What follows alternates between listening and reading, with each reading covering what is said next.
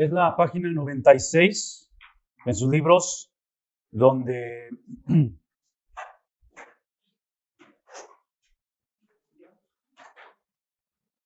donde habla acerca del mediador, de un mejor pacto, y retoma la conversación de pacto.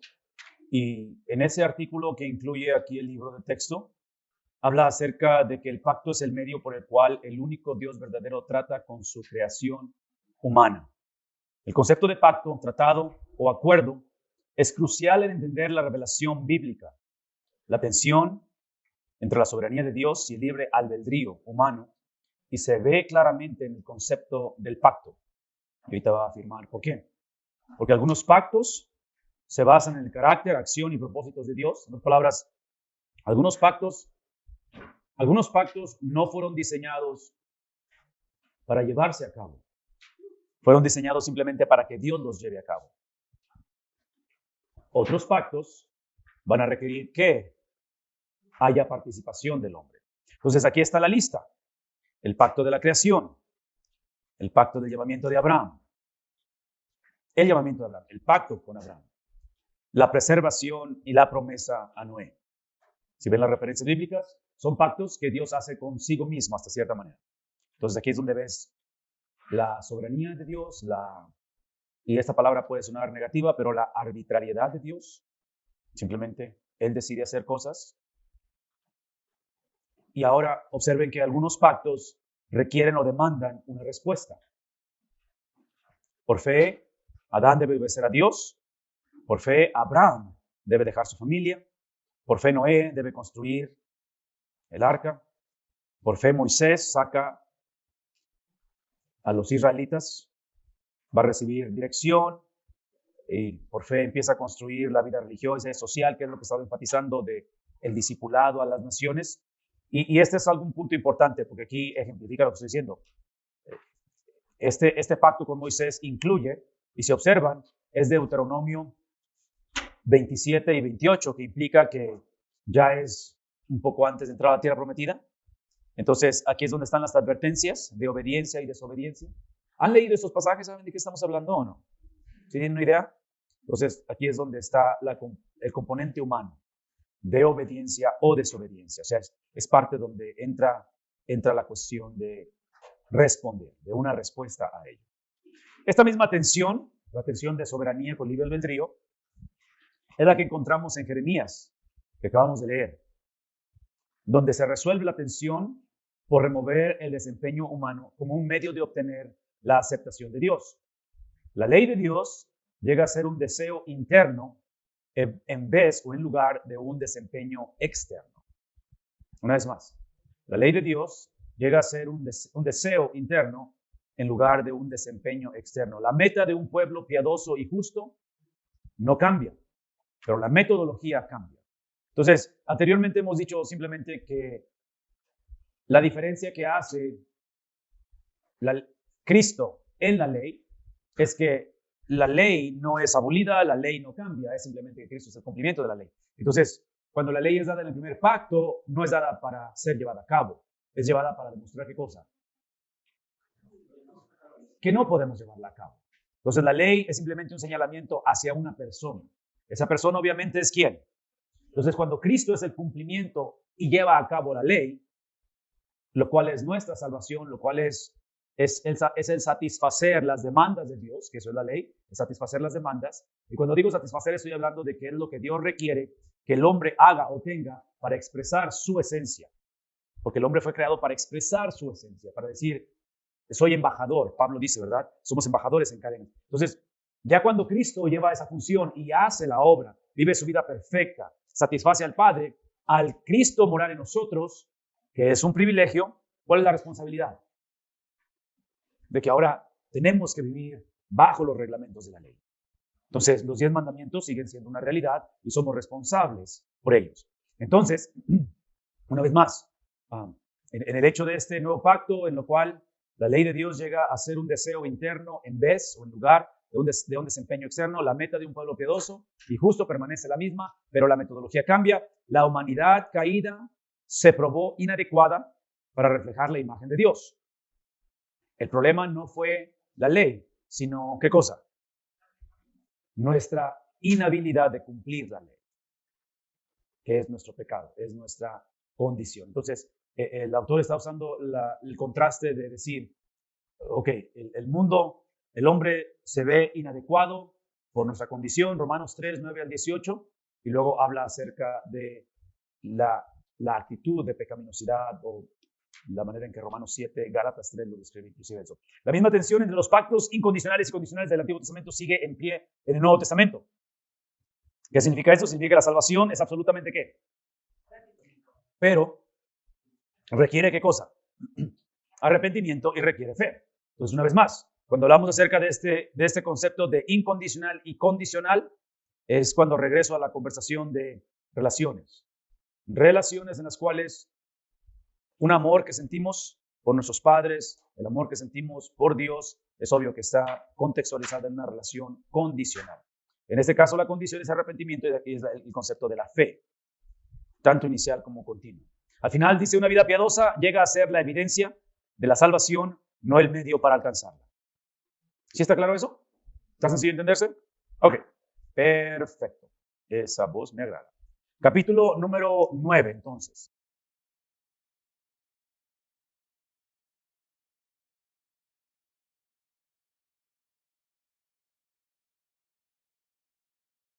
Versículos 1 al 5 del capítulo 9. Dice, ahora bien, aún el primer pacto tenía ordenanzas de culto y un santuario eternal, porque el tabernáculo estaba dispuesto así. En la primera parte, llamada el lugar santo, estaba el candelabro, la mesa y los panes de la proposición. Tras el segundo velo estaba la parte del tabernáculo llamada el lugar santísimo, el cual tenía un incensario de oro y el arca del pacto, cubierta de oro por todas partes, en la que estaba una urna de oro que contenía el maná, la vara de Aarón que reverdeció y las tablas del pacto, y sobre ella los querubines de gloria que cubrían el propiciatorio, las cuales cosas no se pueden ahora hablar en detalle. De ahí lo que vamos a encontrar es que si ustedes observan en la siguiente página, hay una comparación que hace Dr. Bob Utley con respecto al primer ministerio y el segundo ministerio, donde en el primero, comparación de los pactos, hay un servicio terrenal de este mundo a comparación de un servicio celestial en el cual no de esta creación. Hay un equipamiento humano, a diferencia de uno divino, el cual hubo un tabernáculo construido, un tabernáculo no hecho con manos. Efectos externos, efectos internos. No puede como tocando la conciencia hacer que los adoradores sean perfectos, a diferencia, limpiar su conciencia de obras muertas para servir al Dios viviente. Y termina hablando de las regulaciones carnales establecidas esperando un tiempo de construcción, a diferencia de la promesa de una herencia eterna. Entonces, nada más para que vean lo práctico que está hablando de las diferencias entre un pacto y otro pacto. La última cosa que quiero que vean del capítulo 9, muchachos, es simplemente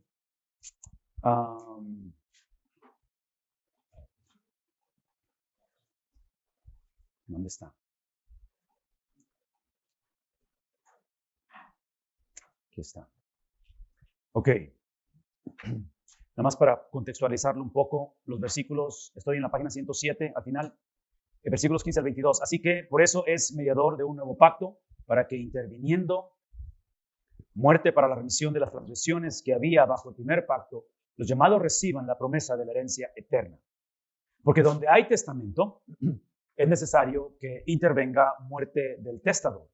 Porque el testamento con la muerte se confirma, pues no es válido, entre tanto, que el testador vive. De donde ni aún el primer pacto fue instituido sin sangre, porque habiendo anunciado Moisés todos los mandamientos de la ley a todo el pueblo, tomó la sangre de los becerros y de los machos cabríos con agua, lana escarlata e hisopo, y roció el mismo libro y también a todo el pueblo, diciendo, eso es lo que dijo, esta es la sangre del pacto que Dios os ha mandado. Y además de esto, roció también con la sangre del tabernáculo y todos los vasos del ministerio. Y casi todo es purificado según la ley con sangre, y sin derramamiento de sangre no se hace, ¿qué cosa? Otra vez, está anunciando algo, ¿verdad? Algo está por venir con todo ello. El artículo que está ahí después con respecto a lo que es el rescate o la redención, el artículo obviamente empieza a dividir lo que es la referencia del Antiguo Testamento, empieza a dar la referencia del Nuevo Testamento, pero al final del artículo habla del concepto teológico en el Nuevo Testamento, lo que implica. Y esas son las implicaciones. Aquí es lo que ustedes pueden ver, que pudieran usar en un estudio bíblico, que pudieran usar como referencia, cómo aplicarlo. Pero otra vez, es obvio que las secciones anteriores, el número 1 romano, número 2 romano, son las bases para corroborar la aplicación, porque la aplicación tiene que tener una base. Por lo tanto, el concepto teológico es esto, que la humanidad está esclavizada al pecado. Varias referencias bíblicas desde Juan y Romanos.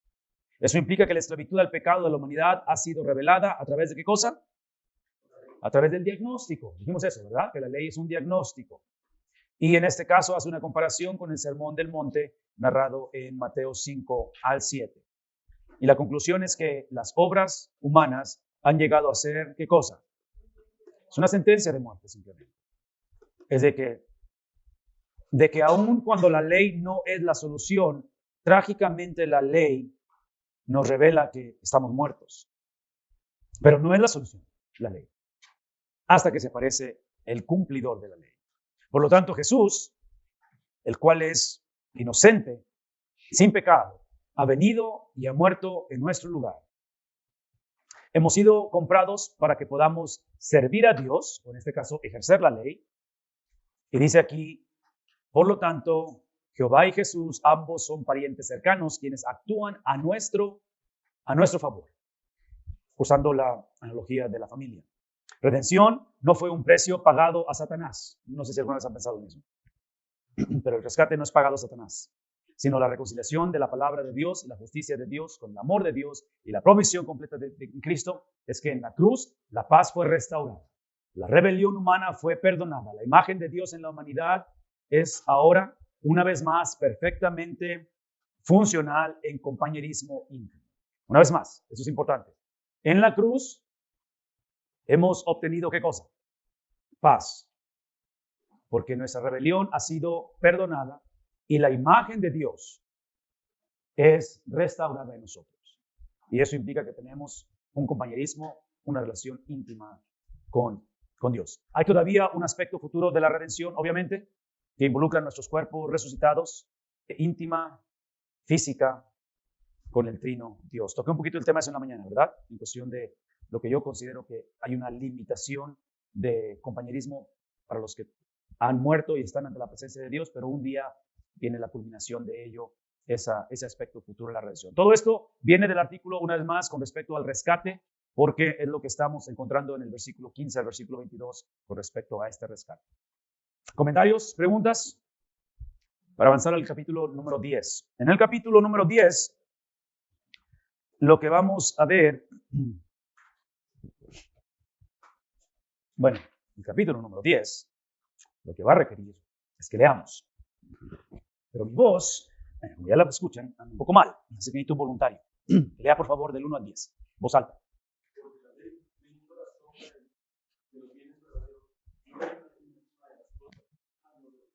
Porque la ley teniendo la forma de los bienes venideros, no la imagen misma de las cosas, nunca puede, por los mismos sacrificios que se ofrecen continuamente cada año, hacer perfectos a los que se acercan. De otra manera cesarían su presencia, pues los que siguieran este culto, limpios una vez, no tendrían jamás conciencia de pecado. Pero en estos sacrificios cada año se hace memoria de los pecados, porque Dios no puede quitar los pecados. Por lo cual, entrando en el mundo dijo, sacrificio y ofrenda no se hiciste, mas me preparaste fuerte. Holocaustos y expiaciones por el pecado no te agradaron. Entonces dije, he aquí que vengo, oh Dios, para hacer tu voluntad, como en el rollo del libro está escrito de mí, diciendo primero, sacrificio y ofrenda y holocaustos y expiaciones por el pecado hiciste y te agradaron, las cuales cosas se ofrecen según la ley, y diciendo luego, he aquí que vengo, oh Dios, para hacer tu voluntad, quítalo primero para establecer esto último. En esa voluntad somos sacrificados mediante la ofrenda del cuerpo de Jesucristo, hecha una vez para siempre. Háblenme, ¿qué está diciendo?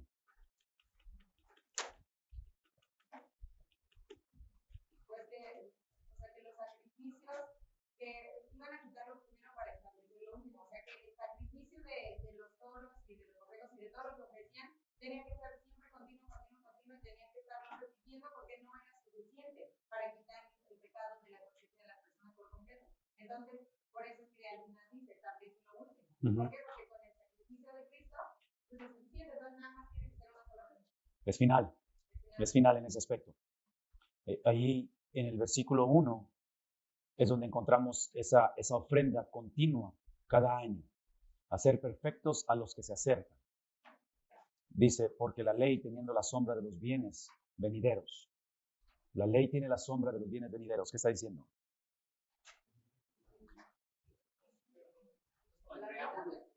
Es el preámbulo. Es lo que viene, ¿verdad? No la imagen misma de las cosas. Nunca puede. En otras palabras, no es lo venidero la ley. Está dando una imagen por los mismos sacrificios que se ofrecen continuamente cada año, a ser perfectos a los que se acercan. Algo que es interesante que menciona el autor de Hebreos es que si ustedes observan básicamente del 8 en adelante, diciendo primero sacrificio y ofrenda y holocaustos y expiaciones por el pecado, no quisiste, ni te agradaron, porque se ofrecen según la ley. Y diciendo luego, o sea, eso es lo primero, aquí viene lo después, he aquí que vengo, oh Dios, para cumplir la ley, ¿verdad?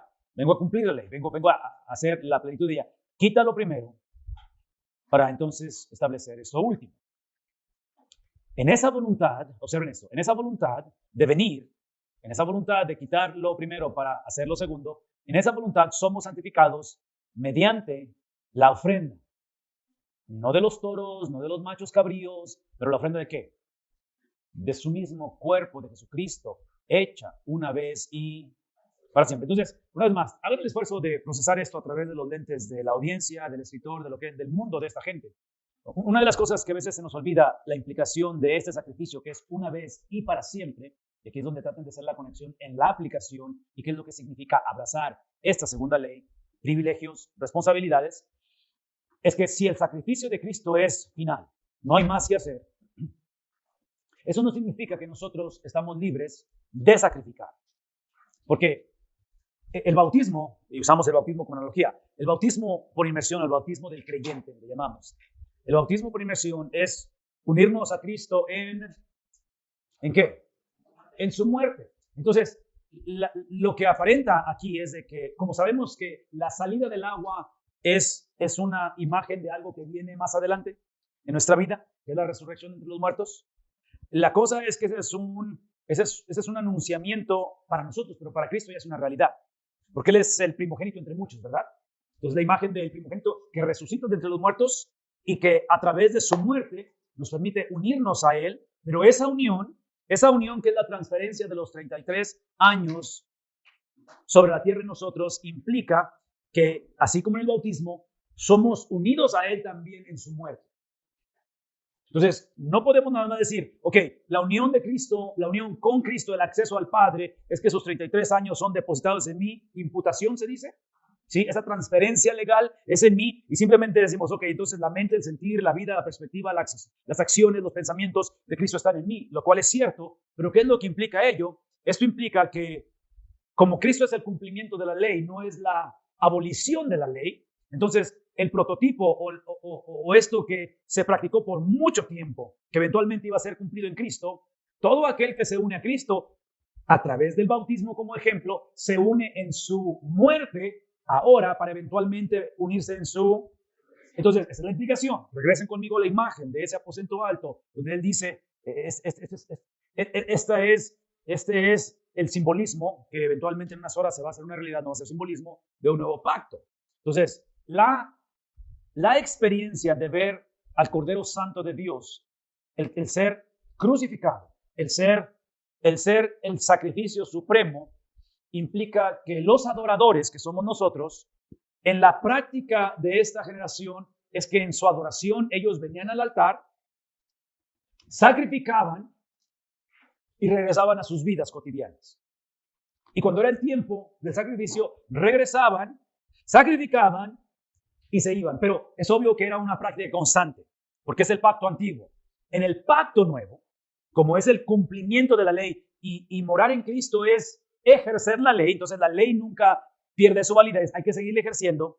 La diferencia es que ahora, en este pacto nuevo, gracias a Dios no tenemos que tener pollos ni gallinas y todo eso. Algunos nos los reventamos en la comida ahorita, los que comimos esos animalitos, pero el punto aquí es de que seguimos teniendo la responsabilidad de acercarnos al altar. La diferencia es que ahora en Cristo como el bautismo dice que nos unimos ¿en su qué? En su muerte. Entonces, nuestra unión a Cristo en su muerte implica que al venir a adorar al altar, ya no regresamos o salimos del altar. Ahora nos quedamos en el altar el resto de nuestra vida. Y Pablo usa el lenguaje de que somos sacrificio vivo, santo y agradable a Dios. Entonces, ahora unirnos a Cristo en su muerte es vivir como un sacrificio en el altar. Entonces, ahí es donde regreso a que sueñen conmigo. Imagínense una generación de hombres y mujeres que vivimos como un sacrificio, como algo que permanentemente está muerto, que no tiene voluntad propia, que no tiene una agenda propia, que no tiene ningún derecho en reclamar cosas que se me hacen o se me han hecho. ¿Sí me explico? Es unirnos a los padecimientos de Cristo, donde ahora el adorador no viene y hace un ritual para remisión de pecados. Ahora ese adorador que somos nosotros vivimos el resto de la vida como ese sacrificio, en ese altar, el resto de nuestras vidas. Eso es lo que requiere como preámbulo para un día unirnos a Cristo en la resurrección. Es obvio que todo eso no lo van a explicar un día que bauticen a alguien, pero eso es lo que significa cuando la persona es bautizada. Porque típicamente lo que enfatizamos o lo que la gente enfatiza sin decirlo, pero lo decimos, es que nos encanta la idea de unirnos a Cristo en la resurrección, en la cuestión de los privilegios, pero no de las responsabilidades. Entonces, cuando predicamos sermones evangelísticos o cuando evangelizamos a alguien, típicamente no decimos esto que estamos explicando ahorita y es algo que tiene que llevarse en un proceso de discipulado. Rápidamente, 11 al 18. Y ciertamente, después de todo esto, todo sacerdote está día tras día, ¿qué cosa? Haciendo lo que es llamado a hacer, ministrar y ofreciendo muchas veces los mismos sacrificios. Entonces, una vez más, en este sistema anterior, el sacerdote lo hacía porque el mandato divino, el sacerdote lo hacía porque todo lo que podían hacer era poner a la nación de Israel en un contexto de inocencia, no de justicia, no de santidad. Eran simplemente inocentes. Entonces, era un acto repetitivo, ofreciendo muchas veces los mismos sacrificios. En el pacto nuevo, ¿quién es el sacrificio? Y claro que es Cristo. Pero aparte de Cristo, acuérdense que vivimos en el altar ahora. Entonces somos sacrificios vivos, santos, agradables a Dios. ¿Sí? Nosotros somos el sacrificio. Nos hemos unido a Cristo en sus tribulaciones. Nos hemos unido a Cristo en ser embajadores en cadena. Somos cartas abiertas, donde ahora somos personas que hemos pasado de muerte a vida, pero esa transacción de muerte a vida implica que somos los sacrificios vivos, que nunca pueden quitar los pecados, pero Cristo, habiendo ofrecido una vez y para siempre un solo sacrificio por los pecados, eso implica que Él se ha sentado a la diestra de Dios. Entonces, el preámbulo de nuestra coronación, el preámbulo de nuestra restitución a una vida de mayordomo, es precisamente el vivir una vida de sacrificio. Cristo está sentado a la diestra de Dios, de ahí en adelante, esperando hasta que sus enemigos sean ¿qué? Sean puestos por estrado de sus pies. Y una vez más, escuche, porque aquí es donde empieza la disyuntiva de esto. La promesa o el hecho es de que dentro de la supremacía de Cristo, que Él fue el sacrificio perfecto y que Él está sentado a la diestra de Dios, eso implica que Cristo ya venció a Satanás. El problema es que nosotros no sentimos la mayor parte del tiempo, no sentimos que Satanás es realmente un ser vencido. Un ser vencido.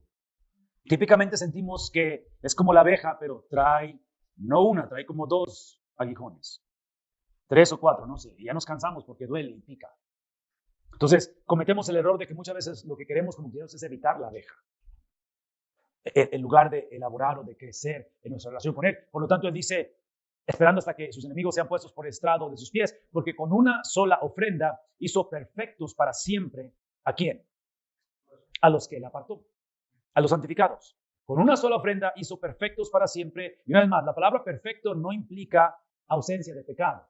La palabra perfecto simplemente es que en esta etapa donde las eras están, una vez más, empalmadas, es en medio de nuestra imperfección que la perfección de Él se despliega, se presenta, se hace visible, en medio de nuestra imperfección.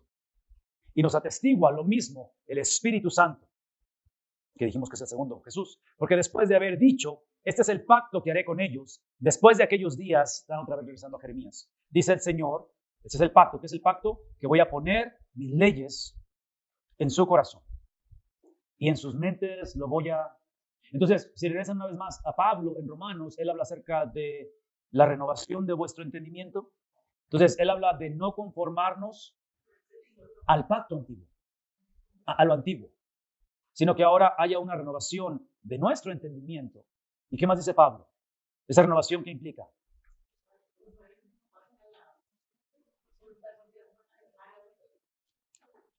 Empieza a hablar acerca de esto, donde él añade el 17, y nunca más me acordaré de sus pecados y sus transgresiones, pues donde hay remisión de pecados, no hay más ofrenda por el pecado.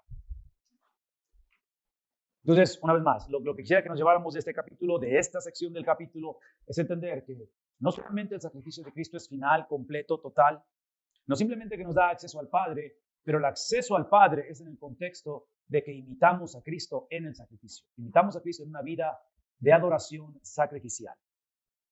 Y otra vez, vivimos el resto de nuestros días en el altar, en el altar. Así que, concluyendo, lo cual es una mentira, no va a concluir porque es el 10, son solamente, faltan capítulos más, es predicador, así son los predicadores. Así que, una vez más, hablando a este grupo de judíos creyentes, teniendo libertad, ¿para qué? Teniendo libertad para vivir en el altar. Sí, la libertad en Cristo es la habilidad que nos da su espíritu de no reclamar más mis derechos. Libertad en Cristo es deshacerme de mis derechos. Es el entender que el bautismo por inmersión es literalmente perder mis derechos. Creo que se los dije al principio. Como hijo de Dios, básicamente solamente tenemos dos derechos, que son los derechos que vienen con la doctrina de la elección. En el Antiguo Testamento el derecho es de servir, es el derecho que tienes, es el derecho que tengo. Y en el Nuevo Testamento el derecho es de ser semejante a Cristo. Entonces, el unirme a Cristo, en este caso, a través de la pila bautismal, si usamos esa como analogía, es el entender que teniendo la libertad para entrar en el lugar santísimo, a través de la sangre de Jesucristo, por el camino nuevo y vivo que Él nos abrió a través del velo, esto es, a través de su carne, y teniendo un gran sacerdote sobre la casa del cual Él la edificó, la cual Él es la razón por qué se edificó y es la casa que le pertenece a Él, por lo tanto, ¿qué dice? Acerquémonos con un corazón sincero. Y esa sinceridad aparentemente está reflejada en la certeza, en la certidumbre de que podemos depender, confiar en la confiabilidad, donde ahora nuestro corazón ha sido purificado. ¿De qué cosa? Sí, ha sido purificado de mala conciencia, porque acuérdense que parte de la promesa que acabamos de leer es el hecho de que Él ha escrito su ley en nuestra mente. Entonces, una de las cosas que yo descubro y que obviamente el problema empieza en mí o conmigo, pero lo veo en el resto de nosotros, es el hecho de que por alguna razón, no estoy seguro cuál es la razón, porque es un batallar de todos, pero típicamente traducimos el cristianismo como el desconectarnos de una vida antigua, pero se nos olvida que es el conectarnos a alguien más. Y menciono esto porque típicamente cuando leemos algo como esto y pensamos en la purificación de los corazones, de la mala conciencia, se nos olvida que esa purificación, ese lavamiento, el sacar la mala conciencia, tiene que implicar la adopción de una mente diferente. Entonces, es el alejamiento o el desconectarme de algo para conectarme a alguien. Y a veces tengo la impresión que solamente establecemos, solamente creemos que el cristianismo es nada más, otra vez, evitar el infierno, no necesariamente traer el cielo a la tierra. Y es ahí donde creo que batallamos. Lavado los cuerpos con agua pura. Por lo tanto, cuando esto sucede, todo lo que hemos hablado, ¿cómo se refleja? En la ausencia de problemas, de persecución, de complicaciones, simplemente se refleja en que, y otra vez, aquí regreso a múltiples experiencias de la palabra de Dios, pero cuando se habla en la Biblia acerca del hombre sabio que construye la casa sobre la roca y el hombre necio que construye la casa sobre la arena, para mí lo interesante de la historia no es la sabiduría del hombre que la construye sobre la roca. Para mí lo interesante de la historia es que ambas casas, independientemente de donde la construyeron, son golpeadas por la tormenta. ¿Qué estoy implicando? Estoy implicando que, una vez más, las iglesias con las que vamos a trabajar este verano, cuando escuchan un sermón así, o una enseñanza así, asumimos que si construyo la casa sobre la roca, no me va a tocar la tormenta. ¿No pensamos de esa manera? No por eso es que nos mantenemos firmes en el Señor y luego de repente, órale, no supimos ni qué onda, qué pasó, aquí no, alguien apuntó las placas del tráiler porque no supimos ni qué sucedió, o sea, no lo esperábamos porque nosotros fuimos siempre, ¿se me explicó? Inclusive entramos en esa situación de que, ¿qué hice mal? Uy, no, pero no he hecho nada malo, entonces ¿por qué me pasa esto? Actuamos como si fuera un karma, ¿sí? Algo así. No, simplemente, o sea, independientemente de construir la casa sobre la roca, la casa sobre la arena, la tormenta va a pegar a los dos. ¿Me explico? O sea, entonces, piensen en eso porque lo está diciendo aquí. O sea, después de todo este proceso, donde usa el primer pacto para ilustrar el segundo pacto, obviamente habla del lugar santísimo, de la sangre de Cristo, todo esto, y cómo tenemos acceso a acercarnos con corazón sincero, dice el 22, en plena certidumbre de fe, purificando los corazones de mala conciencia, lavando los cuerpos con agua pura. ¡Wow! Y luego la promesa es simplemente que va a estar firme, no de que estás exento de que algo va a pasar. ¿Sí ven lo que está sucediendo? Por eso cuando regresamos al Salmo 23, el Salmo 23 simplemente dice que Jehová es mi pastor. Esa es la promesa. No tanto que no voy a pasar por el valle de sombra y de muerte. ¿Sí? Eso no implica el Salmo 23. Nosotros queremos que eso implique. Por eso hacemos de Jehová nuestro pastor. Pero, otra vez, se los dije anteriormente, muchas de las veces es precisamente el pastor, el que nos lleva por valle de sombra y de muerte. ¿Por qué? No lo sé. No lo sé. No alcanzo a entender por qué el Señor, en su voluntad permisiva, no alcanzo a entender los designios de Dios, porque hay cosas que suceden y la injusticia, suceden cosas que nunca debieron de haber sucedido, mas sin embargo suceden. Por lo tanto, la promesa es simplemente que nos mantengamos firmes. Eso implica que no haya fluctuación, sino que esa firmeza esté expresada en la profesión de la certidumbre, de la certeza, porque somos fieles. ¿En qué está basado esto? Está parpadeando. Ok, entonces, en este caso, observen que la firmeza, el no fluctuar, está basado en la certeza de que Él es fiel en todo lo que ha prometido. Y otra vez, yo no sé si encuentran ustedes aquí un sentido de descanso y un sentido de sentir misericordia en aquellos que no tienen el privilegio de los versículos 19 al 22. En otras palabras, aquellos que no son hermanos, ¿verdad? Porque la hermandad está basado en la libertad que tenemos de entrar al lugar santísimo. ¿A través de qué? Versículo 19. A través de la sangre, ¿verdad? Entonces, nuestra hermandad está basada en un agente forense. Hemos explicado esto mucho. Nuestra relación la crea alguien más. No es una relación creada entre nosotros. Entonces, piensen en términos de los que no son parte de tener el acceso a esta relación con Él y unos con otros. Por lo tanto, es gente que en un momento dado desean mantenerse firmes, desean no fluctuar, pero el problema de ello es que estos objetivos o estas metas que se forjan los hacen basado en una esperanza propia de que ellos quieren ser las personas que quieren lograrlo. Y por lo tanto, dice aquí, observen lo que dice, a raíz de esa firmeza en Cristo y de Cristo, es que considerémonos unos a otros. Es interesante que entre más experimentamos, conocemos, abrazamos o vivimos la firmeza del Evangelio, la seguridad que Cristo provee, la certeza de su carácter, de su trabajo, de su obra, es interesante que entre más sucede eso, quien se beneficia es la comunidad, no la persona necesariamente. Porque observen lo que está diciendo. Dice, considerémonos unos a otros, ¿para qué? Entonces, en este caso, la estimulación al amor, la estimulación a las buenas obras, no es simplemente el deseo de evitar conflicto, división, prejuicio. ¿Así me explico? Lo cual es importante que no hagamos eso, pero aparentemente esta consideración, esta estimulación al amor y las buenas obras es el producto de una intervención de alguien más. Y por eso yo regreso a los pasajes como Efesios 5:18, donde habla de una persona que está bajo la influencia del Espíritu Santo. Entonces, aparentemente requiere la intervención donde la persona es poseída o es dominada o tomada por, en este caso, por la presencia de este Redentor, pero produce una conducta fuera de lo normal. Una conducta no domesticada, no, ¿qué es la otra palabra que usé hace algunos días? No esterilizada. No es la conducta predecible. No es la conducta que simplemente la podemos manipular o predeterminada. Es la conducta que tiene que sorprendernos de nosotros mismos. ¿Me explico? Que dices, es que este no soy yo. Yo no hubiera hecho eso. Si realmente estuviera de mi parte, yo no hubiera hecho cualquiera que sea esa situación. Entonces, aquí es donde él habla acerca de la estimulación. Entonces, una vez más, traten de leer especialmente el versículo 24, como les he dicho, léanlo en reversa. ¿Será posible que parte del problema que hay en estas sinagogas, en este grupo de personas, entre los hermanos? Porque el versículo 19 dice hermanos, ¿verdad?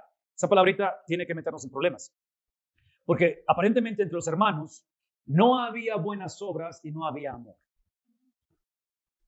Entonces, ¿qué es lo que había? Si no hay buenas obras, si no hay amor. Malas obras. En otras palabras, había un sentimiento que no honraba a Dios, que eventualmente florecía en una actitud que no honraba a Dios. Eso es lo que había en la iglesia. ¿Alguien quiere pastorear alguna iglesia?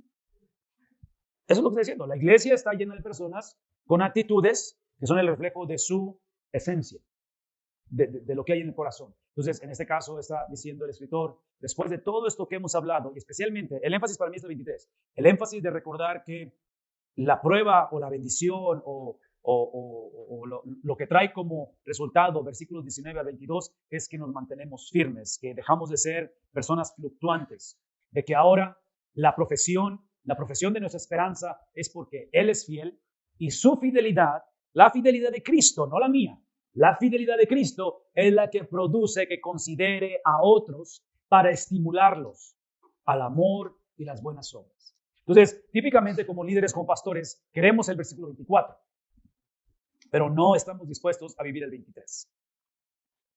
Queremos el 24, ven esto, queremos el 24 y si sucede el 24, donde empezamos a estimularnos, a ver cambio, a ver que hay perdón, amor y todo eso, entonces sentimos ahora el deseo de mantenernos firmes, de continuar en la relación, de continuar en el ministerio, de continuar en la tarea. Y aparentemente la estimulación al amor, la estimulación a las buenas obras es el producto de hombres y mujeres que aprenden a confiar en la confiabilidad de aquel que describe versículos 19 al 22. Por lo tanto, termina diciendo, no dejando de congregarnos, como algunos tienen por costumbre. Otra vez, aparentemente esas iglesias había desertores. Sino, aquí está el antídoto de desertar. ¿Qué es el antídoto? ¿Qué es lo que dice el versículo 25? El antídoto a desertar es exhortar. ¿Sí ven lo que está pasando aquí? El antídoto de desertar es la exhortación. ¿Por qué? Bueno, asumiendo que están de acuerdo. ¿Por qué? ¿Qué es lo que produce la exhortación? ¿Perdón?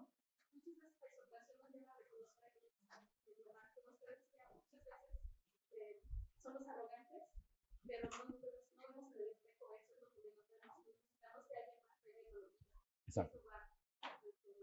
Exacto. Y estoy pensando en términos como es una congregación, mándenme. Sí, el antídoto, en este caso, el antídoto ¿perdón? El antídoto a desertar es exhortar. Porque, otra vez, observa el 25, no dejando de congregarnos como, o sea, no promoviendo el desertar, porque se están rindiendo, ¿verdad? Están tirando la toalla, como algunos tienen por costumbre. Entonces, quiero que traduzcan esto una vez más en cuestión de la disciplina en la iglesia, la disciplina en el hogar, la disciplina en uno mismo. Observen que si esta palabra exhortación la pudiéramos conectar a disciplinarnos unos a otros, el preámbulo de la exhortación es la consideración, versículo 24, la consideración de unos a otros para la estimulación del amor y las buenas obras. Entonces, da la impresión de que el amor y las buenas obras construyen el contexto para ejercer exhortación. Porque ustedes y yo sabemos, exhortación sin amor termina siendo, ¿qué cosa? No solamente regaño, pero ¿qué produce en la persona? Hasta cierta manera, potencialmente produce la cuestión de que, ¿perdón? Sí, o sea, produce este concepto de que tú tienes un problema contra mí, te crees superior a mí o porque tienes la posición que tienes. Pienso en el caso de mis hijos, de que llega un momento en el cual ya mi hijo está más alto que yo, entonces, en un momento dado, el respeto que me tiene o el temor que me tiene es porque estoy más grande que él, pero eventualmente se va a invertir el papel, ¿verdad? Entonces, la cuestión de exhortar a mi hijo, ¿cómo le hago cuando ejerzo mi autoridad paternal que soy llamado a hacerlo como padre, ¿cómo le hago para que él la perciba como una experiencia de amor? ¿Recuerdan cuando les pegaban con la chancla y decían, esto lo hago porque te amo? Y ¡pah!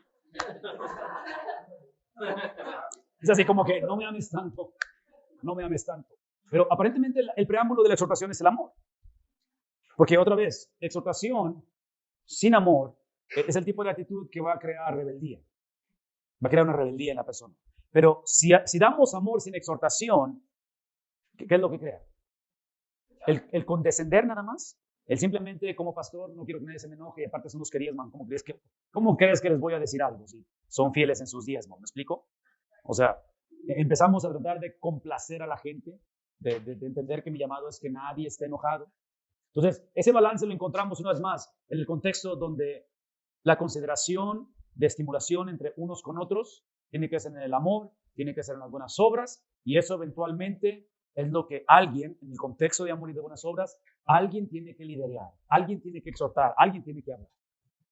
Y termina diciendo esto, que aquí es donde lo hace interesante. Tanto más, este llamado de exhortación, tanto más cuando veis o veáis que aquel día, ¿qué es aquel día? ¿El domingo? ¿La novela? No, no es la novela. ¿Qué es lo que se acerca? Es que, o sea, acuérdense que toda generación hemos predicado la venida de Cristo como algo cercano, ¿no es cierto? Algo cercano.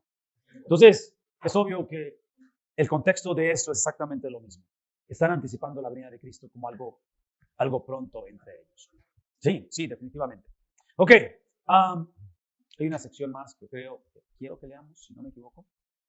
Pero traer a la memoria los días pasados, en los cuales después de haber sido iluminados, sostuvisteis gran combate de padecimiento. Por una parte, ciertamente, con vituperios y tribulaciones fuisteis hechos espectáculo.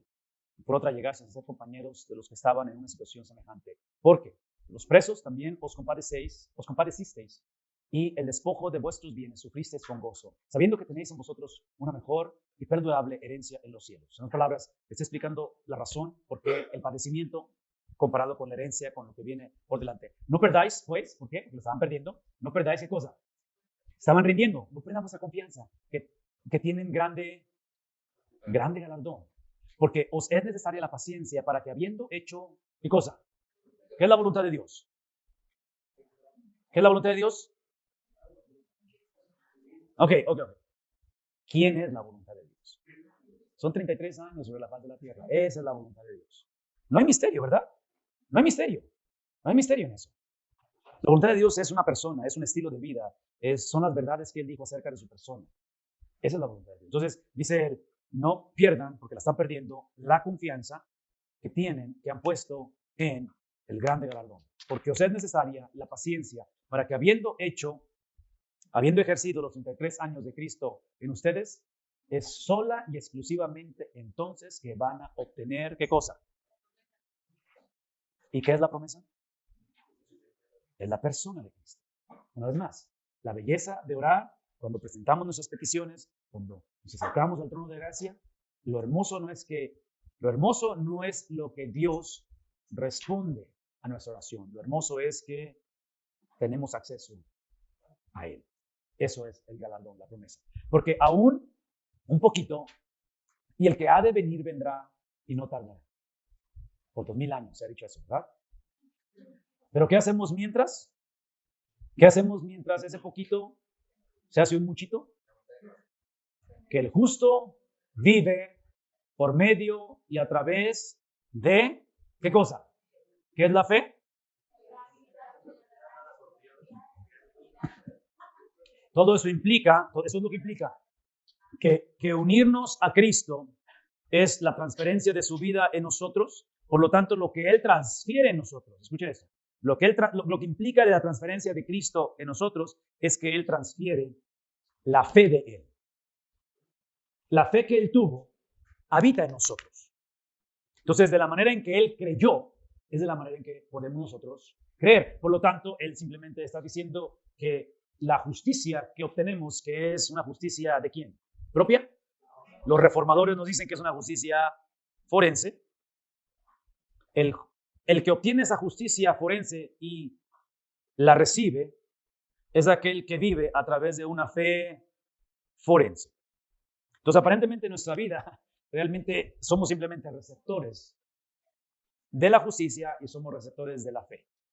Entonces, ¿cuánto crédito realmente merecemos de todo esto? Si la justicia es forense y la fe es forense, porque otra vez, lo que típicamente leemos o pensamos es, mas el justo, ok, entiendo que yo no lo soy, Cristo lo es, Cristo me transfiere su justicia, vivirá por fe. Entonces, pensamos que es nuestra fe, pensamos que es nuestra tenacidad, pensamos que es nuestra consistencia, pensamos que es el construir la casa sobre la roca. Y automáticamente creemos que entre más incrementemos la fe, más evadiremos la tormenta. Cuando Cristo nos enseñó desde un principio que no es el tamaño de la fe, ¿verdad? Es el objeto, es el tamaño del objeto de la fe. Porque Cristo nos enseña que una fe pequeña, que puede ser de un grano de mostaza, puesta en un objeto grande, majestuoso, supremo, puede mover montañas.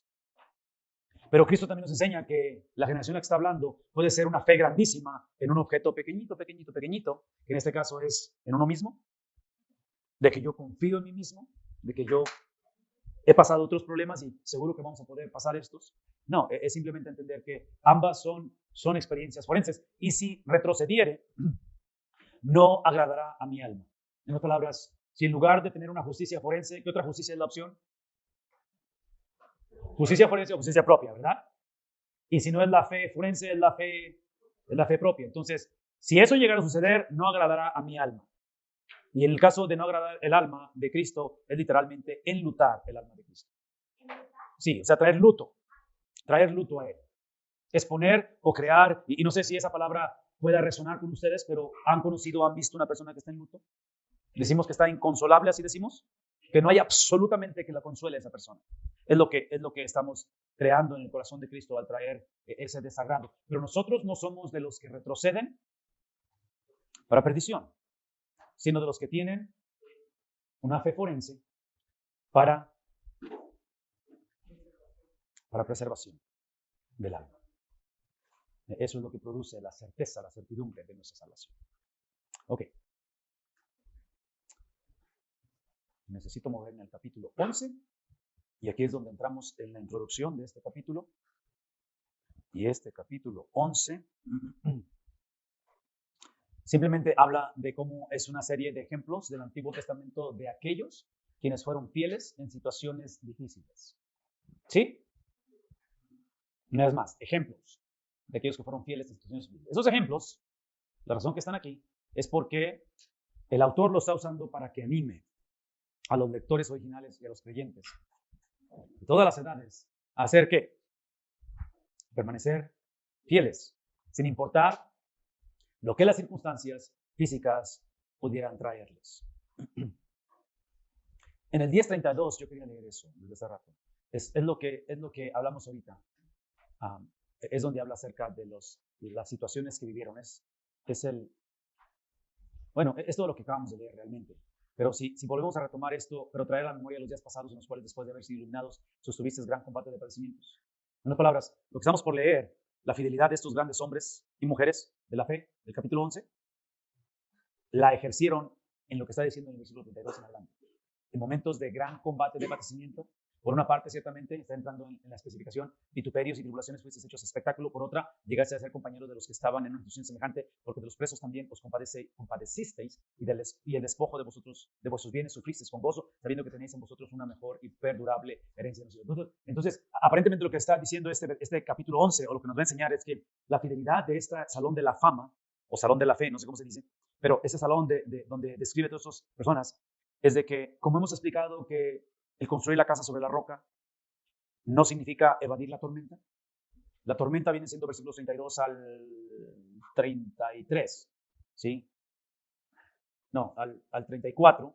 Observen que el 34 termina diciendo, sabiendo que tenéis en vosotros, o sea, toda la tragedia que he vivido, la filtras a través de ¿qué? De que sabemos que tenemos en vosotros una mejor y perdurable herencia. ¿Que está dónde? Entonces, es lo que hace la fe forense. La fe forense, la fe de Cristo dada a mí, me da la habilidad de hacer lo que Cristo hizo. Porque cuando Cristo pasa por el 32, 33, 34, Cristo lo que hace estando en la tierra, Él procesa su sufrimiento a través de ¿qué? Él procesa el viernes a través de ¿qué día? A través del domingo. ¿Me explico? Esa es la fe de Jesús. Que Él atraviesa el viernes creyendo, confiando que viene un domingo. Entonces, traduzcan eso en su contexto de vida, de ministerio. Que ahorita estamos en viernes o en domingo. Este verano van a estar en viernes o en domingo. ¿Sábado? No.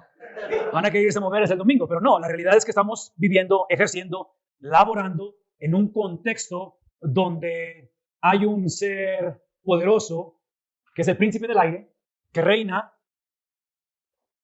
bajo los parámetros de ¿quién? De Dios, porque es un siervo de Dios, ¿verdad? Satanás es un siervo de Dios, pero no deja de ser maldad. Entonces, ¿cómo procesar mi verano, procesar el resto de mis años sirviendo al Señor, el resto de mi vida, en un contexto que al parecer voy a ser parte del versículo 32, 33, 34, pero la oración no es tanto de que evitemos el 33, 32 y 34, pero que lleguemos al punto en el cual, cuando, no sí, pero cuando se presenten los días en los cuales tuvimos gran combate o tengamos gran combate y padecimientos, donde los vituperios y las tribulaciones nos hacen ser un espectáculo, ¿sí? Donde nos ponemos en una situación semejante a la de otros, llega el momento en el cual nosotros sepamos y tengamos en vosotros una mejor y perdurable herencia. ¿Dónde? En los cielos. En los cielos. ¿Cómo hacer eso? Bueno, otra vez, eso lo hacemos a través de estos ejemplos. Porque aparentemente los ejemplos tienen que ver con hombres y mujeres que se mantuvieron fieles independientemente de las circunstancias que vivieron. Además, letra B, nótese que estas no son profesiones de fe en las cuales, otra vez, lo que está implicando el autor es de que no es gente que simplemente creyó en Dios, es gente que por las circunstancias le creyeron a Dios. Porque otra vez, y aquí es donde necesitamos, no sé, constantemente recordarnos esto. Muchas de las veces las circunstancias de la vida, y regresando a los versículos 32, 33, 34 que leímos, es que da la impresión de que a Dios se le escapó la situación. Dios perdió control de la situación. Llega un momento en el cual dices, o sea, ¿vale la pena seguir haciendo esto? Realmente no estoy convencido. O sea, viene el desánimo, viene la traición, viene todo eso. Entonces, la perspectiva de la Biblia es de que la soberanía de Dios es absoluta, ¿verdad? Cristo es soberano en su totalidad, independientemente de qué esté sucediendo. Entonces, aquí el punto es de que es una fe continua, no es una fe de evento, es una fe de vida, estilo de vida. El fin es la evidencia de un comienzo verdadero. Los creyentes comienzan en fe, continúan en fe y mueren, ¿cómo mueren? En fe. Entonces, una vez más, no digas mal. La palabra creyente que está poniendo aquí, la palabra creyente, es obvio que a estas alturas, ya estamos en el capítulo 11, a estas alturas es obvio que si somos creyentes, no estamos hablando de nuestra fe. Estamos hablando de una fe forense, de una fe de alguien más. Esa es la fe que viene a nosotros o que es dada a nosotros, con la cual tenemos la habilidad de decirle sí al Padre en la experiencia de salvación. Es la habilidad dada por Dios, donde Él no, ¿cómo se dice esto? Él no quita el libre albedrío del hombre, porque entonces no seríamos creados a su imagen y semejanza. El ser imagen y semejanza de Dios fue el plan original de Dios antes que entrar el pecado. Eso no lo altera. Es simplemente que el pecado lo que hizo es que distorsionó la imagen, no la quitó, la distorsionó. Entonces, la inclinación natural del hombre, en Génesis capítulo 3, es decir no a Dios. Pero en Cristo, con la fe de Cristo, tenemos la habilidad de que Cristo restaura la creación entera, incluyendo nuestra naturaleza, nuestra imagen que perdimos. Entonces, el que Él restaure nuestra imagen es cuando hablamos de que el ser creyentes comienza, y otra vez, ahí a lo mejor deberíamos de alterar este documento, en que los creyentes comienzan en fe forense, continúan en fe forense y mueren en una fe no propia. Y otra vez, casi la estoy haciendo sonar como que si la fe de nosotros es no necesaria, es sin ningún valor. No, otra vez, nuestra tendencia es escoger una u otra. A la luz de la Biblia es ambas. Es la fe de Cristo a través de nosotros. El autor de Hebreos evalúa la vida del creyente desde su conclusión de fidelidad, tanto como desde su comienzo fiel. Por lo tanto, aquí va. Es pues esta fe forense La certeza de que nuestra esperanza es una persona. Es la certeza de alguien. Y es la convicción, es la profesión que Cristo tuvo al estar en un momento de agonía y clama y dice, ¿por qué me has desamparado? Sabiendo que el domingo venía. Ahora, todo eso suena, bueno, no suena, es de alguien más, ¿verdad? Alguien más vivió eso ya.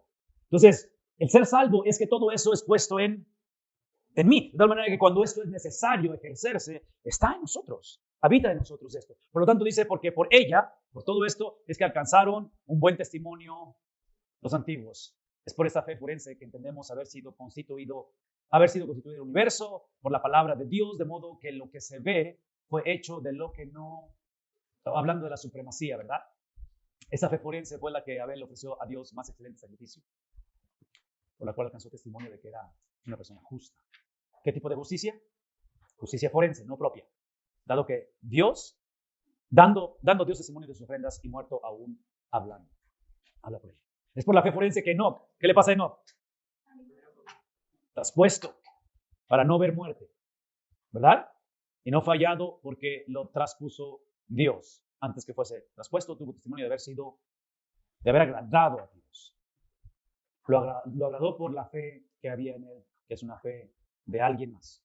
Pero sin esa fe forense, traducido con una fe propia nada más, ¿es qué?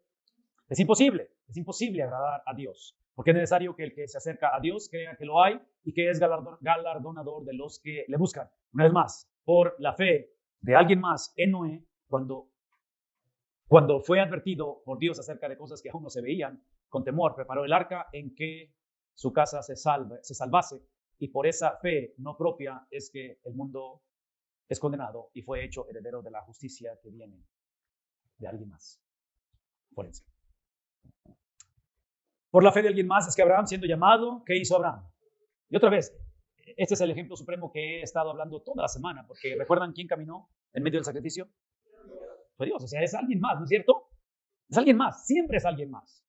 Obedeció para salir del lugar que había de recibir como herencia y salió sin saber a dónde iba. Por esa fe forense es que habitó como extranjero en la tierra prometida, como una tierra ajena, como en tierra ajena, morando en tiendas con Isaac y Jacob, herederos de la misma promesa, porque esperaba la ciudad que tiene fundamentos, cuyo arquitecto y constructor no es él, es Dios. Por la fe de alguien más, también la misma Sara, siendo estéril, recibió fuerza para concebir y dio a luz aún fuera del tiempo de la edad, porque, ¿qué es lo que sucedió? Ejerció la fe de alguien más y lo puso en práctica. Aquí es donde entra esa fe forense y entra lo que es el libre albedrío, entra la voluntad del hombre. Tiene que creer, tiene que ejercerlo. ¿Cómo lo ejerció? Lo ejerció creyendo lo que había recibido o lo que se le había prometido. Por lo cual también de uno y ese ya casi muerto salieron como las estrellas del cielo en multitud. Se multiplicaron los hijos de esta pareja como arena innumerable que está a la orilla del mar. Conforme a la fe, murieron todos esos sin haber recibido lo prometido, sino mirándolo de lejos y creyéndolo y saludándolo y confesándolo que eran extranjeros y peregrinos sobre la tierra, porque los que esto dicen claramente dan a entender que buscan una patria, pues si hubiesen estado pensando en aquella de donde salieron, ciertamente tenían tiempo de volver, pero anhelaban una mejor, esto es, celestial, por lo cual Dios no se avergüenza de llamarse Dios de ellos, porque les ha preparado.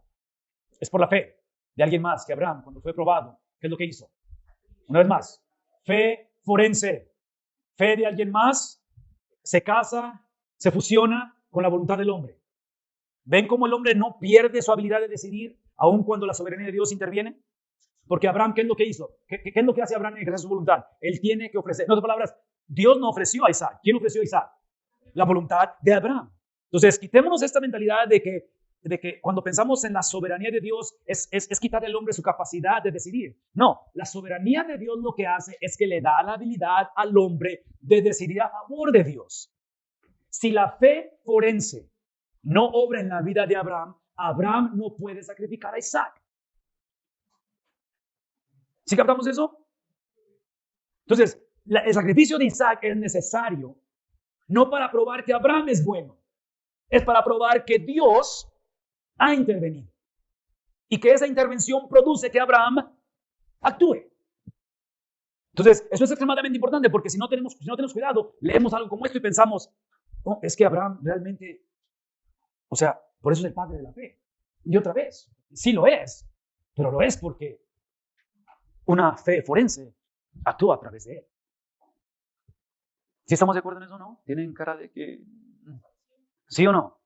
Porque eso es lo mismo que pasa en la experiencia de salvación, ¿no es cierto? La razón que dijimos sí al Evangelio es porque Él nos dio la habilidad de decir que sí. No nos quitó la habilidad de decidir, simplemente nos da la habilidad de decidir a favor de Él. A favor de Él. En fin, habla acerca de ese sacrificio en lo cual el que había recibido las promesas ofrecidas su unigénito, habiéndosele dicho en Isaac que será llamada descendencia, pensando que Dios es poderoso para levantar aún dentro de los muertos, de donde, en sentido figurado, también le volvió a recibir. Por la fe forense, la cual habla de un discipulado, ¿no es cierto? Abraham discipula a su hijo, a Isaac, a Jacob y a Esaú, respecto a cosas venideras. Por la fe es que Jacob, al morir, ¿qué hizo? Bendijo a cada uno de los hijos de José y adoró, apoyando sobre el extremo de su bordón. Por la fe forense es que José, al morir, ¿qué hizo? Me encanta que es un verbo, mencionó. O sea, aquí está la voluntad del hombre. Mencionó la salida de los hijos de Israel y dio mandamiento acerca de sus huesos. Por la fe forense es que Moisés, cuando nació, fue escondido por sus padres por 3 meses porque le vieron niño hermoso y no temieron el decreto del rey. Por la fe forense, Moisés, es que hecho ya grande, rehusó llamarse hijo de la hija de Faraón, escogiendo antes ser maltratado con el pueblo de Dios que gozar de los deleites temporales del pecado, teniendo por mayores riquezas el vituperio de Cristo que los tesoros de los egipcios, porque tenía puesta la mirada en el galardón. Es por la fe de alguien más forense que dejó a Egipto, no temiendo de la ira del rey, porque se sostuvo como viendo al invisible. Es por la fe de alguien más que celebró la Pascua y la aspersión de la sangre para que el que destruía a los primogénitos no los tocase a ellos. Es por la fe de alguien más que pasaron el Mar Rojo como por tierra seca, intentando los egipcios hacer lo mismo y por lo tanto fueron ahogados. Es por la fe de alguien más, la fe forense que cayeron en muros de Jericó después de rodearlos 7 días. Es por la fe forense que Rahab, de todas las personas, una ramera, sí, me encantaría que dijera la Biblia, es por la fe forense, la fe de alguien más, la fe de Cristo, es que una que era ramera. ¿Verdad? ¿Una ex ramera? No, no es ex ramera. Es una ramera, la cual no pereció juntamente con los desobedientes, habiendo recibido a los espías en paz. ¿Y qué más digo? Porque el tiempo me faltaría contando de otros que fueron destinatarios, recipientes de esa fe forense, de Gedeón, Barak, de Sansón, de Jefté, de David, así como de Samuel y de los profetas, que por esa fe forense, ¿qué hicieron? Conquistaron reinos, hicieron justicia, alcanzaron promesas, taparon bocas de leones, apagaron fuegos impetuosos, evitaron tiro de espada, sacaron fuerzas de debilidad, se hicieron fuertes en batallas, pusieron en fuga ejércitos extranjeros, las mujeres recibieron sus muertos mediante resurrección, mas otros fueron atormentados, no aceptando el rescate a fin de obtener mejor resurrección. Otros, a través de esa fe, experimentaron vituperios y azotes, y a más de esos, prisiones y cárceles, fueron apedreados, aserrados, pienso que es arrestado, no sé, puestos a prueba, muertos a filos de espada, anduvieron de acá para allá cubiertos de pieles de ovejas y de cabras, pobres, angustiados, maltratados, de los cuales el mundo, escuchen eso, el mundo no era digno, errando por los desiertos, por los montes, por las cuevas y por las cavernas de la tierra. Es la manera en que describe a todo aquel que se convierte en destinatario, receptor de esa fe extranjera. ¿No es hermoso el Evangelio?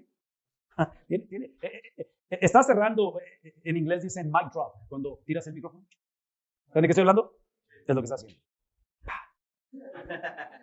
Preguntas, silencio en la audiencia. Y todos estos, aunque alcanzaron un testimonio mediante la fe, no recibieron lo prometido. Proveyendo Dios alguna cosa mejor para nosotros, para que no fueses ellos perfeccionados aparte de nosotros. Déjenme leer el resto y nos vamos. Por lo tanto, concluyendo, es predicador. ¿Está concluyendo? No. Nosotros también teniendo en derredor nuestro. ¿Qué tenemos en derredor nuestro? Un montón. Tenemos en derredor nuestro una gran nube de personas, de hombres y mujeres, que el mundo no es digno, ¿verdad? De los cuales fueron receptores, destinatarios de una fe forense. Por lo tanto, como los tenemos, ¿qué debemos de hacer? Despojarnos. Despojarnos. ¿De qué cosa? De todo peso. Despojarnos del pecado que nos asedia y corramos con paciencia la carrera que tenemos por delante. ¿Cómo la corremos? Qué bueno que me preguntan, para allá iba el sermón. La corremos poniendo los ojos. Escuchen eso. Por eso es que esta fe tiene que ser, no hay opción, tiene que ser una fe forense, porque yo no tengo la habilidad por mí mismo de poner los ojos en Cristo. ¿Verdad? No la tengo, no la tengo. No está en mí ese deseo natural. Alguien o algo más, Pablo, Efesios 5:18. Sed llenos del Espíritu, ¿verdad? Apocalipsis 3:20. ¿Qué estamos hablando? Es una llenura de su presencia. Es algo que me da la habilidad de poner los ojos. Sí, porque otra vez, mi temor es que leemos pasajes como estos y pensamos que nosotros podemos poner la mirada en Cristo. Nosotros decidimos ponerla después de que somos embestidos de su poder. ¿Me explico?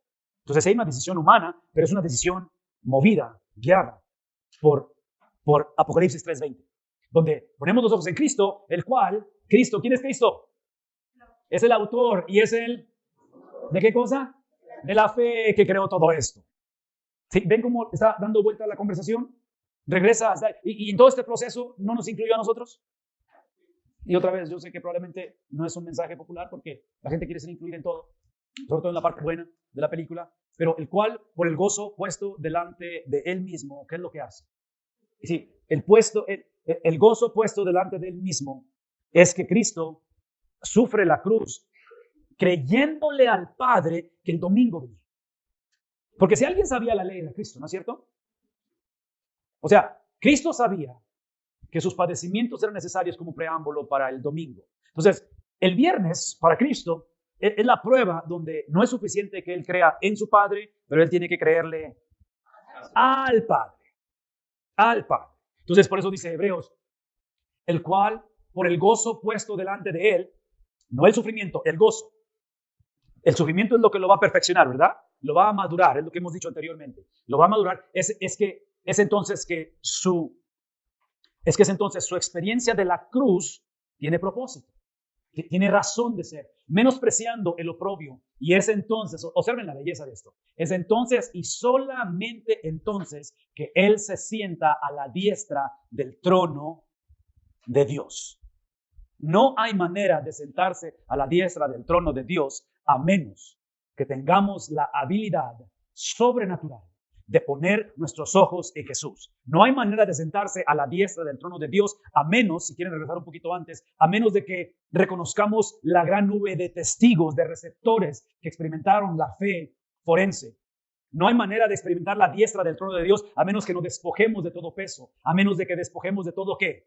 Pecado, a menos de que entendamos que necesitamos correr ¿con qué? Con paciencia. ¿Qué cosa? La carrera que tenemos ya trazada por delante. A menos de que pongamos los ojos en Cristo, no hay manera de sentarnos a la diestra del trono. A menos de que veamos a Cristo como el autor y consumador, el creador, el sustentador, el del cual emana esa fe. Entonces, eso es lo que produce el sentarnos a la diestra de Él. Déjenme simplemente concluir con algunos de los versículos del 13. Permanezca el amor fraternal. No os olvidéis de la hospitalidad, porque por ella algunos, sin saberlo, ¿qué es lo que hicieron? Acordaos de los presos como si estuvierais presos juntamente con ellos, y de los maltratados como que también vosotros mismos estáis en el cuerpo. Todo esto lo está diciendo porque lo habían olvidado, ¿ok? Es la razón. No eran hospitalarios, no se acordaban de los presos, no estaban viendo por los destituidos o maltratados. Honroso sea en todos, ¿qué cosa? ¿Qué estaban haciendo entonces? Había inmoralidad, ¿no? Lo que está implicando entre los cristianos. El hecho sin mancilla, pero a los fornicarios y a los adúlteros, ¿qué va a pasar con ellos? Okay. Sean vuestras costumbres. Y otra vez, está implicando que había avaricia, ¿sí? Está implicando que no había contentamiento en lo que tenían, siempre estaban codiciando lo de alguien más. Porque Él dijo, no te desampararé. Él dijo, no te dejaré. De manera que podamos decir confiadamente, ¿qué cosa? ¿Por qué creen ustedes que está diciendo que no va a tener lo que me va a hacer el hombre? ¿Por qué está diciendo eso? En otras palabras, ¿creen que esto es una alegoría, es un simbolismo o es literal? ¿Por qué? ¿Qué es lo que viene por delante? La persecución. En otras palabras, la conclusión de todo esto es que la cosa no va a mejorar. Porque si esto terminara con mejoramiento de circunstancias, sería el evangelio de la prosperidad. ¿O no? Y están en el seminario equivocado. Si es el mensaje que creemos o que vamos a predicar. La bendición de esto es que el Señor es mi ayudador. Por lo tanto, absolutamente nada Nada me puede hacer el hombre. Es lo que está diciendo. ¿Oramos? Vamos a orar. Padre, queremos agradecer la manera en que tú decidiste preservar no solamente estos escritos a través de los años, a través de las generaciones. Queremos agradecer que tú eres al cual hemos llamado nuestro sustentador. Prueba de ello es que estamos aquí. Prueba de ello es que tú has sido fiel a nuestros padres, a nuestros abuelos. Tú has sido fiel a lugares como esta institución que se formó y ha funcionado en años en los cuales ni siquiera estábamos vivos, muchos de nosotros, y hemos visto simplemente tu plan perfecto moverse. La realidad, Señor, es que nuestros días son cortos sobre la faz de la tierra. Tu palabra dice que somos como un pensamiento. Y es por eso, Padre, que sentimos la urgencia de ser encontrados como buenos y fieles mayordomos en lo que has confiado en nuestras vidas. Esta tarde entendemos que has confiado estas próximas 10, 11 semanas en las manos de mis hermanos, en las vidas de estos jóvenes, de estos adultos, de sus matrimonios. Y simplemente queremos invitar a que esa fe forense, la fe que Cristo modeló, la que Cristo ejerció, simplemente resida, crezca, habite, fructifique en el corazón de cada uno de mis hermanos. Que podamos tener el denuedo, la habilidad de ser usados por tu unción en maneras nunca antes experimentadas. Que literalmente, Señor, nuestra vida sea caracterizada por ese Apocalipsis 3:20, donde día tras día tras día vemos la gran nube de testigos, de hombres y mujeres que literalmente abrieron brecha, crearon las oportunidades que tenemos hoy en día. Una vez más, imploro y suplico la bendición de tu presencia, donde tú seas el sustentador, el ayudador, y donde absolutamente nada pueda hacer el hombre a la vida de mis hermanos. Tócales, úngeles en todo lo que van a hacer, tu dirección, tu gracia, tu amor, y permítenos regresar en el mes de agosto celebrando lo que tú hiciste, la manera en que cada uno de nosotros nos unimos a lo que tú de antemano ya estabas haciendo. Gracias una vez más por este tiempo que nos permites pasar. Gracias por el compañerismo. Gracias, Padre, por tu provisión, por tu palabra. Oramos esto, suplicamos esto en el nombre de Jesús. Amén. Gracias, muchachos. Dios les bendiga.